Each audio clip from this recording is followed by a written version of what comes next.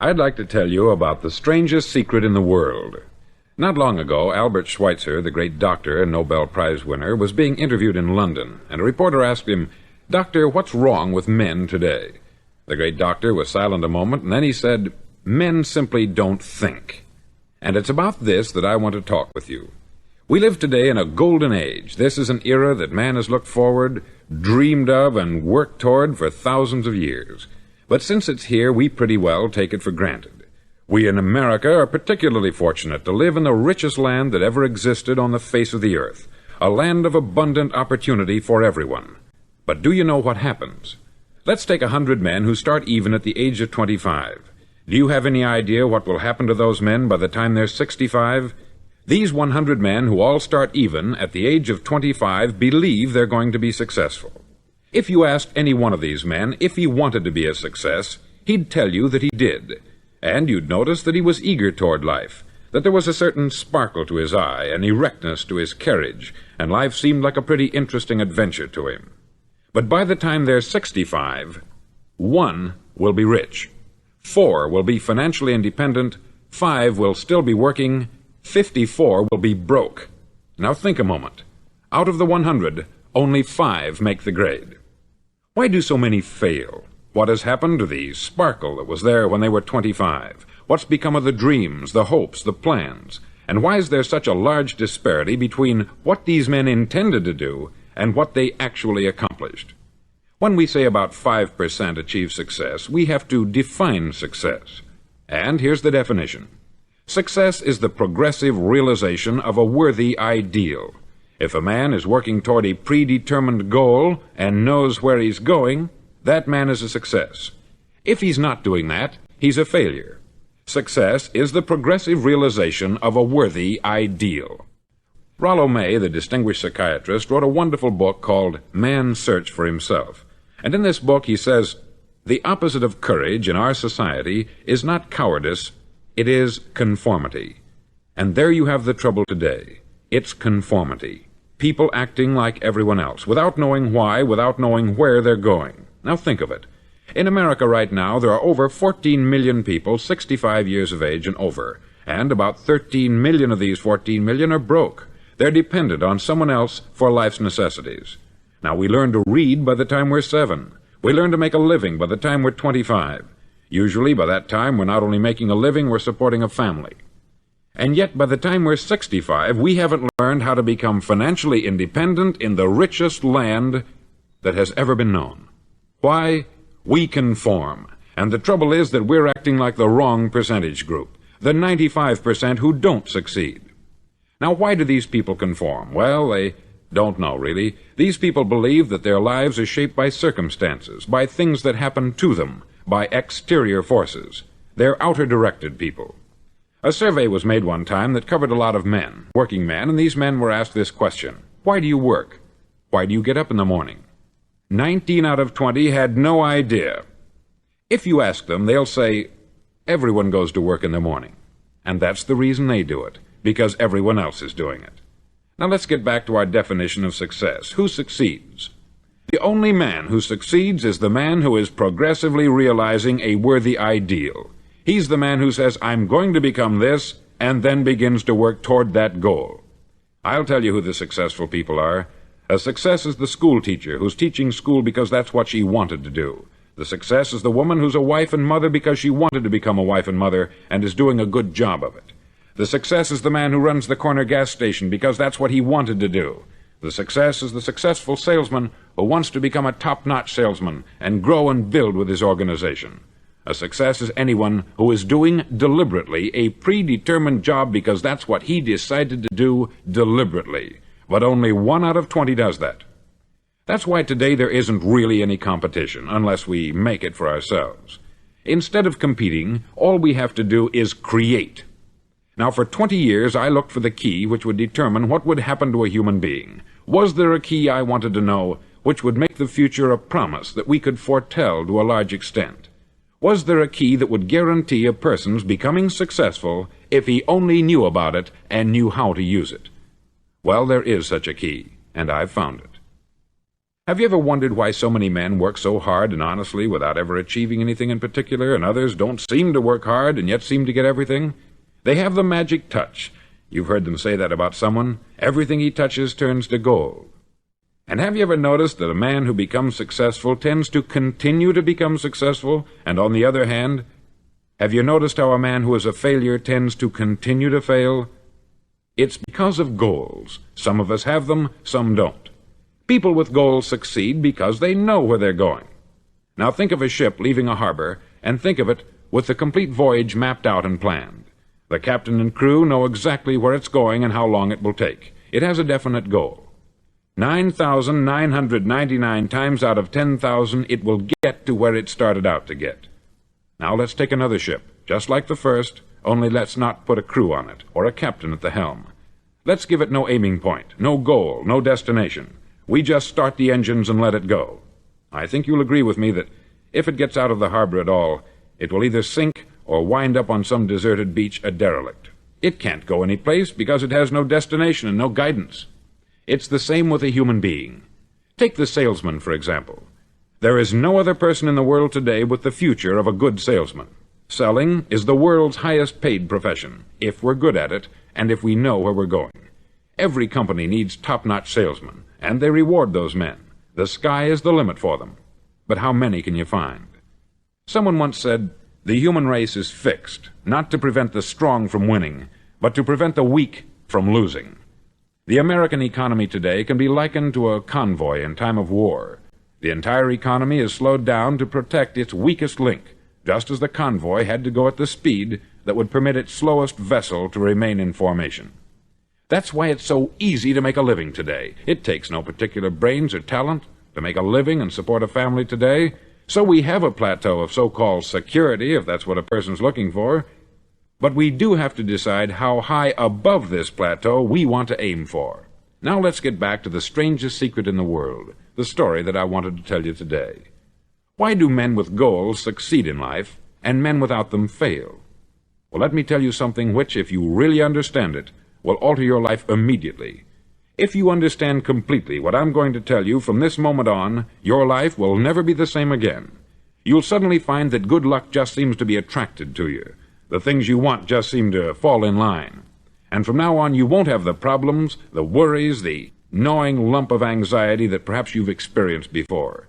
Doubt, fear, well, they'll be things of the past.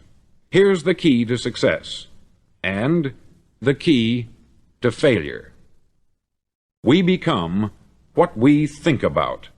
Now let me say that again. We become what we think about. Throughout all history, the great wise men and teachers, philosophers and prophets have disagreed with one another on many different things. It is only on this one point that they are in complete and unanimous agreement. Listen to what Marcus Aurelius, the great Roman emperor, said. He said, "A man's life is what his thoughts make of it."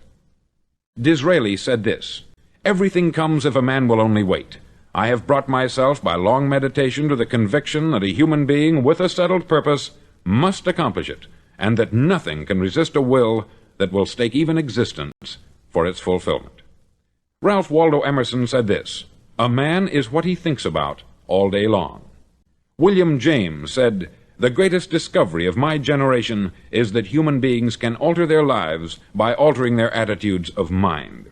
And he also said, "We need only in cold blood act as if the thing in question were real, and it will become infallibly real by growing into such a connection with our life that it will become real.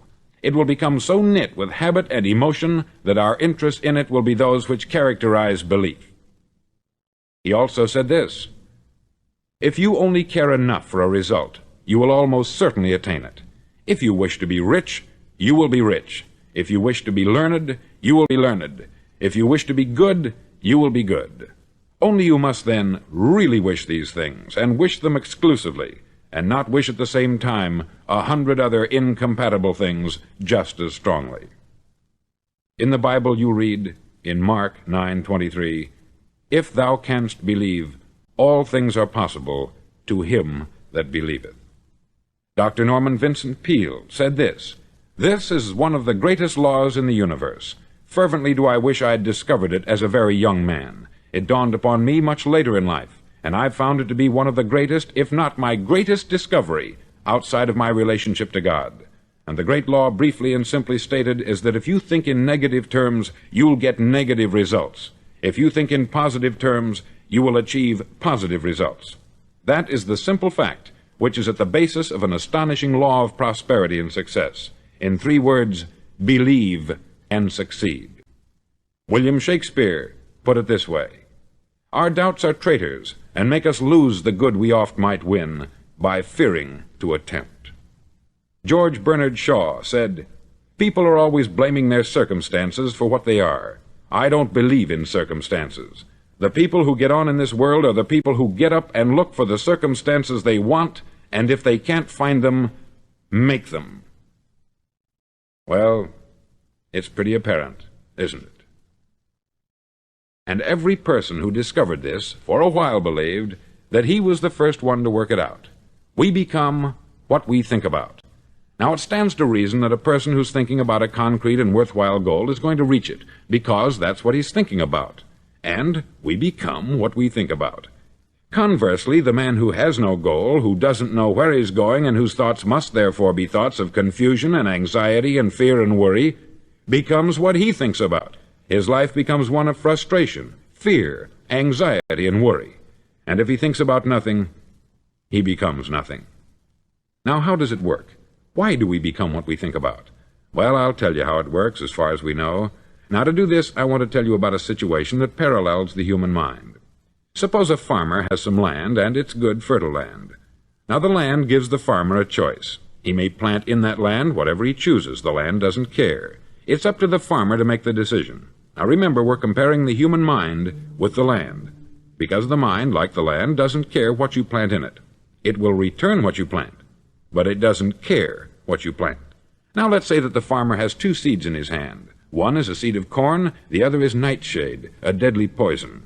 He digs 2 little holes in the earth, and he plants both seeds, one corn, the other nightshade. He covers up the holes, waters, and takes care of the land, and what will happen? Invariably, the land will return what is planted. As it's written in the Bible, "As ye sow, so shall ye reap." Remember, the land doesn't care. It will return poison in just as wonderful abundance as it will corn. So up come the 2 plants, one corn, one poison. Now, the human mind is far more fertile, far more incredible and mysterious than the land, but it works the same way. It doesn't care what we plant. Success, failure. A concrete, worthwhile goal, or confusion, misunderstanding, fear, anxiety, and so on. But what we plant, it will return to us. You see, the human mind is the last great unexplored continent on the earth. It contains riches beyond our wildest dreams. It will return anything we want to plant. Now, you might say, well, if that's true, why don't people use their minds more? Well, I think they've figured out an answer to that, too. Our mind comes as standard equipment at birth. It's free, and things that are given to us for nothing we place little value on. Things that we pay money for, we value. The paradox is that exactly the reverse is true. Everything that's really worthwhile in life came to us free. Our mind, our soul, our body, our hopes, our dreams, our ambitions, our intelligence, our love of family and children and friends. All these priceless possessions are free, but the things that cost us money are actually very cheap and can be replaced at any time. A good man can be completely wiped out and make another fortune. He can do that several times. Even if our home burns down, we can rebuild it, but the things we got for nothing, we can never replace. The human mind isn't used merely because we take it for granted. Familiarity breeds contempt. It can do any kind of job we assign to it, but generally speaking, we use it for little jobs instead of big important ones. Universities have proved that most of us are operating on about 10% of our abilities. Decide now, what is it you want? Plant your goal in your mind. It's the most important decision you'll ever make in your entire life. Do you want to be an outstanding salesman, a better worker at your particular job? Do you want to go places in your company, in your community? All you've got to do is plant that seed in your mind. Care for it. Work steadily toward your goal, and it will become a reality. It not only will, there's no way that it cannot. You see, that is a law, like the laws of Sir Isaac Newton, the laws of gravity. If you get on top of a building and jump off, you'll always go down. You'll never go up. And it's the same with all the other laws of nature. They always work. They're inflexible. Think about your goal in a relaxed, positive way. Picture yourself in your mind's eye as having already achieved this goal. See yourself doing the things you will be doing when you've reached your goal. Ours has been called the phenobarbital age, the age of ulcers and nervous breakdowns. At a time when medical research has raised us to a new plateau of good health and longevity, far too many of us worry ourselves into an early grave trying to cope with things in our own little personal ways, without learning a few great laws that will take care of everything for us. These things we bring on ourselves through our habitual way of thinking. Every one of us is the sum total of his own thoughts. He is where he is because that is exactly where he really wants to be, whether he'll admit that or not. Each of us must live off the fruit of his thoughts in the future, because what you think today and tomorrow, next month and next year, will mold your life and determine your future. You're guided by your mind. I remember one time I was driving through Arizona, and I saw one of those giant earth-moving machines roaring along the road at about 35 miles an hour with what looked like 20 tons of dirt in it, a tremendous, incredible machine, and there was a little man perched way up on top with the wheel in his hands guiding it. And as I drove along, I was struck by the similarity of that machine to the human mind. Just suppose you're sitting at the controls of such a vast source of energy. Are you going to sit back and fold your arms and let it run itself into a ditch? Or are you going to keep both hands firmly on the wheel and control and direct this power to a specific, worthwhile purpose? It's up to you. You're in the driver's seat. You see, the very law that gives us success is a two-edged sword. We must control our thinking.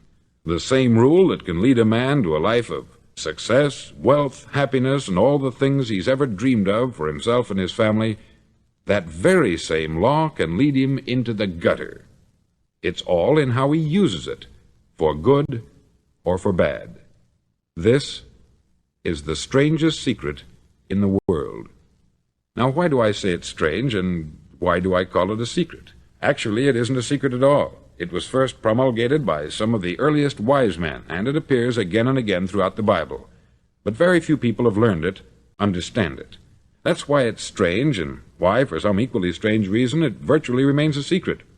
I believe that you could go out and walk down the main street of your town and ask one man after another what the secret of success is, and you probably wouldn't run into one man in a month who could tell you.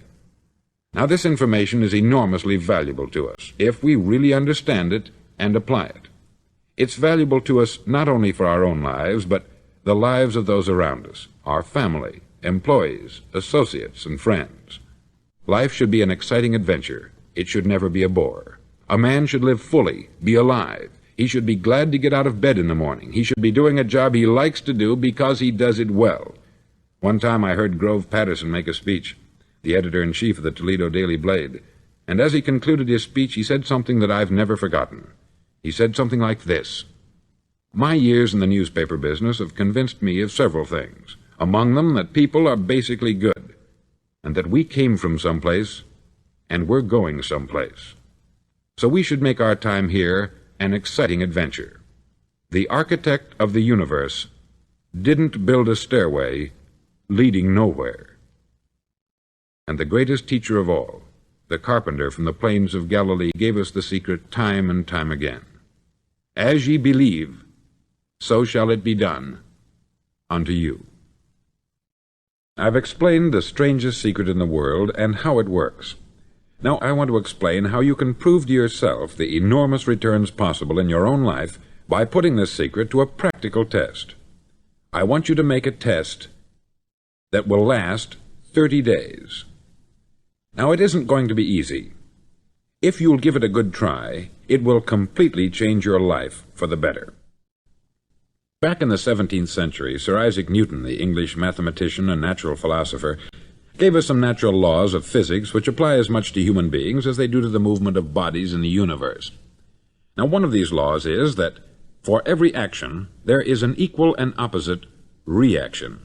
Simply stated, as it applies to you and me, it means we can achieve nothing without paying the price. The results of your 30-day experiment will be in direct proportion to the effort you put forth. To be a doctor, you must pay the price of long years of difficult study. to be successful in selling, and remember that each of us succeeds to the extent of his ability to sell, selling our families on our ideas, selling education in schools, selling our children on the advantages of living the good and honest life, selling our associates and employees on the importance of being exceptional people, to, of course, the profession of selling itself. But to be successful in selling our way to the good life, we must be willing to pay the price. Now, what is that price? Well, it's many things. First, it's understanding emotionally, as well as intellectually, that we literally become what we think about, that we must control our thoughts if we're to control our lives. It's understanding fully that, as ye sow, so shall ye reap. Secondly, it's cutting away all the fetters from the mind and permitting it to soar as it was divinely designed to do. It's the realization that your limitations are self-imposed, and that the opportunities for you today are enormous beyond belief. It's rising above narrow-minded pettiness and prejudice. Thirdly, to use all your courage to force yourself to think positively on your own problem, to set a definite and clearly defined goal for yourself, to let your marvelous mind think about your goal from all possible angles, to let your imagination speculate freely upon many different possible solutions, to refuse to believe there are any circumstances sufficiently strong to defeat you in the accomplishment of your purpose, to act promptly and decisively when your course is clear, and to keep constantly aware of the fact that you are, at this moment, standing in the middle of your own acre of diamonds, as Russell Conwell used to point out. Fourth, save at least 10% of what you earn. It's also remembering that no matter what your present job, it has enormous possibilities if you're willing to pay the price. Now let's just go over the important points in the price each of us must pay to achieve the wonderful life that can be ours. It is, of course, worth any price. 1. You will become what you think about. 2. Remember the word imagination. Let your mind soar. 3. Courage. Concentrate on your goal every day. 4. Save 10% of what you earn. And action. Ideas are worthless unless we act on them. Now I'll try to outline the 30-day test I want you to make. Now keep in mind that you have nothing to lose by making this test, and everything you could possibly want to gain. There are two things that may be said of everyone. Each of us wants something, and each of us is afraid of something. I want you to write on a card what it is you want more than anything else. It may be more money. Perhaps you'd like to double your income or make a specific amount of money. It may be a beautiful home. It may be success at your job. It may be a particular position in life. It could be a more harmonious family. Each of us wants something. Write down on your card specifically what it is that you want. Make sure it's a single goal and clearly defined.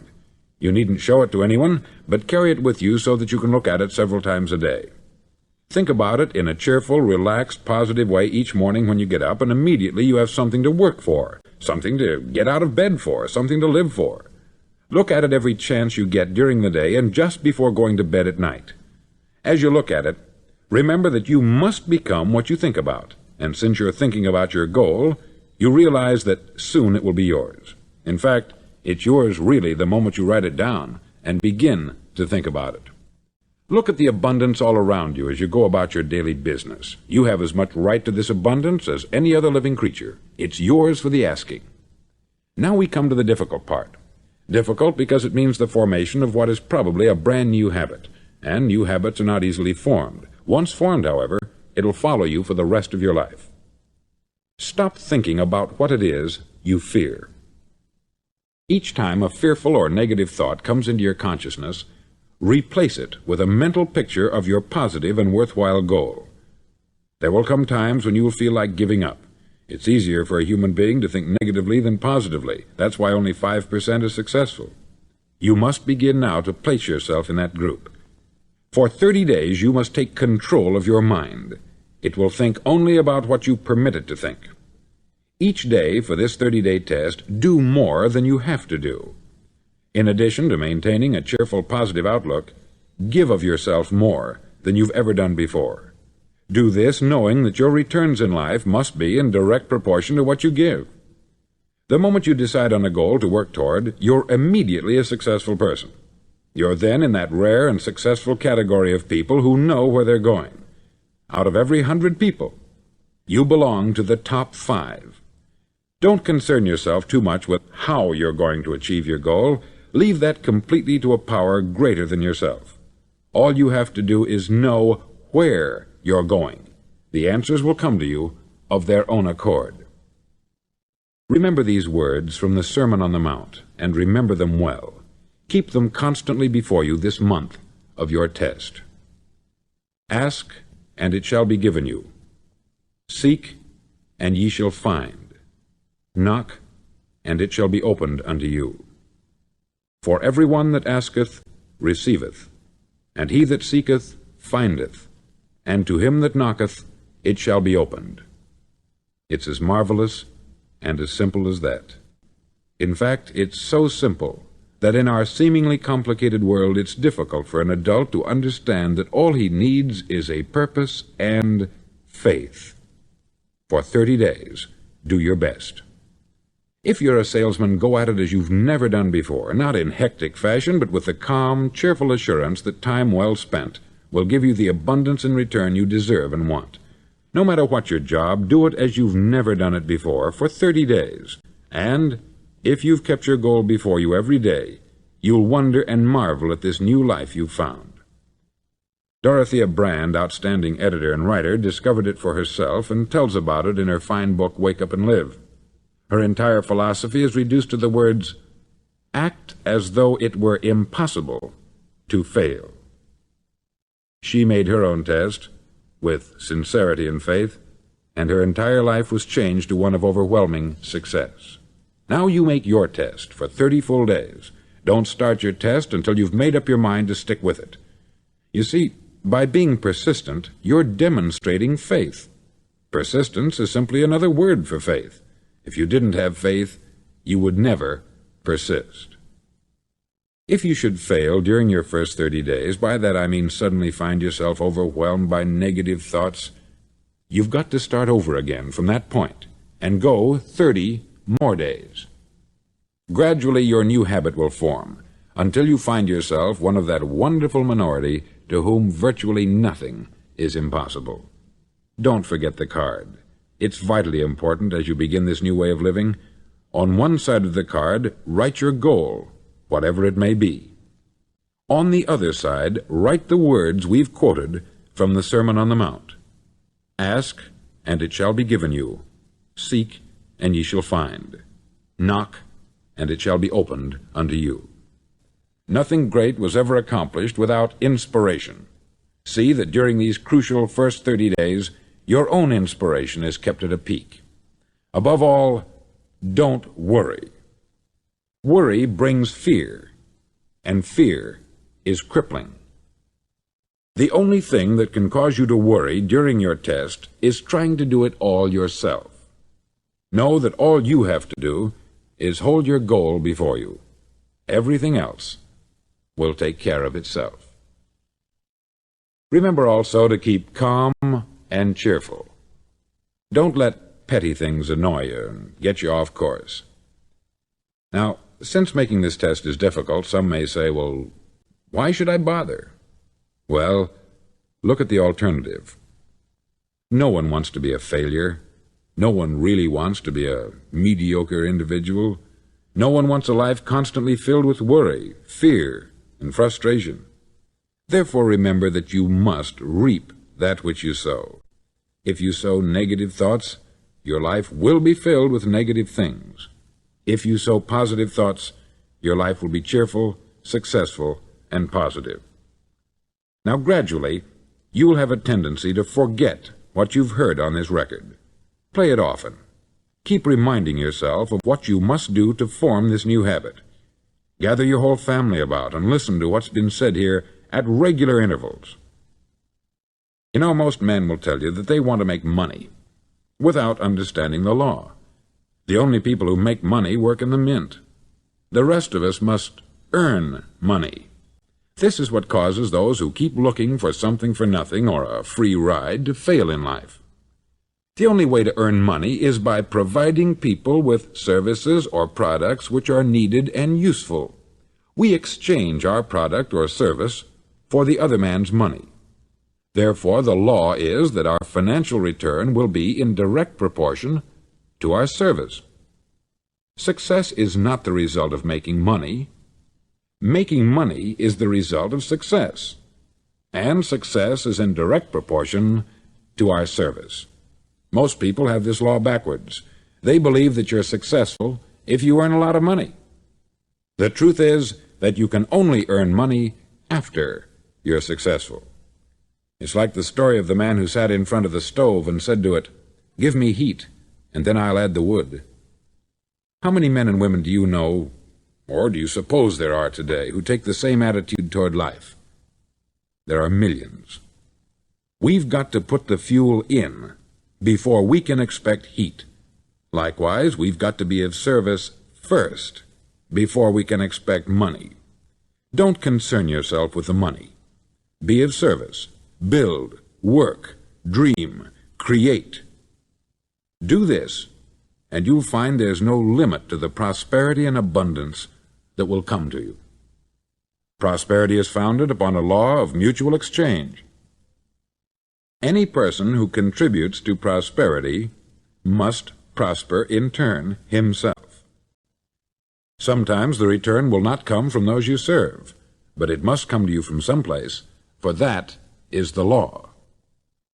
For every action, there is an equal and opposite reaction.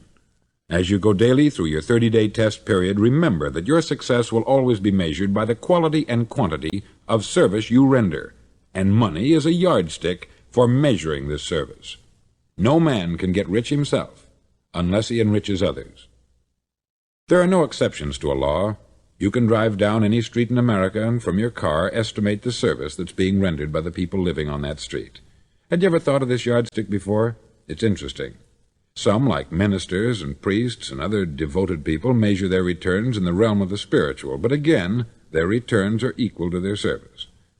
Once this law is fully understood, any thinking person can tell his own fortune. If he wants more, he must be of more service to those from whom he receives his return. If he wants less, he has only to reduce this service. This is the price you must pay for what you want.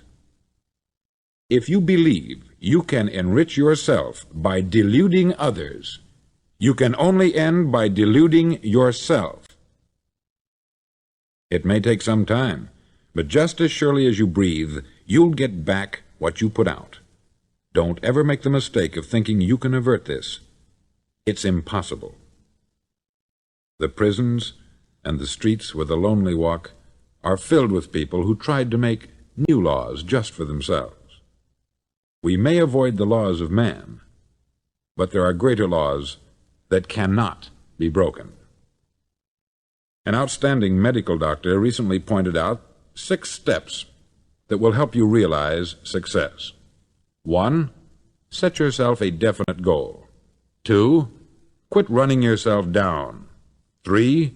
Stop thinking of all the reasons why you cannot be successful, and instead think of all the reasons why you can.